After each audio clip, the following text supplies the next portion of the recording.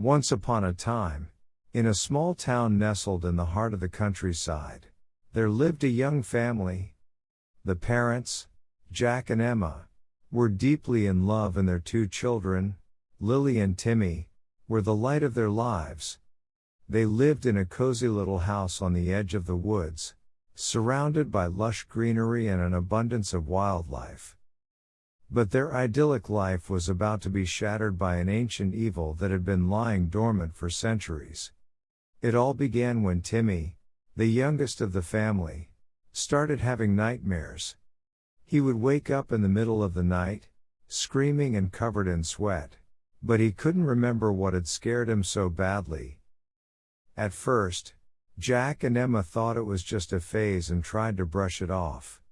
But as the nightmares continued, they started to worry. They took Timmy to see a therapist, but even she couldn't find anything wrong with him. It wasn't until one night when Timmy's screams woke the entire household that they realized something was truly wrong. When they went to check on him, they found him standing at the window, staring out into the woods with a look of pure terror on his face. He was pointing at something, but when they looked, there was nothing there.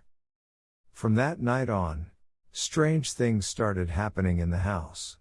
Objects would move on their own, doors would open and close by themselves, and a feeling of unease would wash over them whenever they were home. They started to notice that the darkness outside seemed to be closing in on them, as if the woods themselves were trying to consume them. Despite the growing terror, Jack and Emma refused to leave their home. They loved it too much to just abandon it. But as the days passed, the occurrences became more frequent and more violent. Emma was sure she saw something moving in the shadows, and Jack could swear he heard something whispering his name.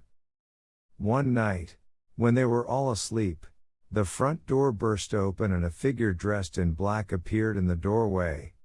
Jack and Emma woke up to find their children missing and the figure gone.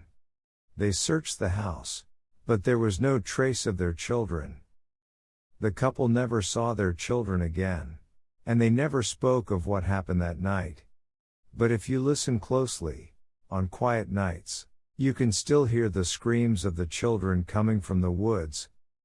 The house still stands, abandoned and decrepit, a testament to the ancient evil that still lurks in the woods, waiting for its next victims. And if you're brave enough to venture into the woods at night, you might just hear the whispers of the thing that took the children, still calling out for more.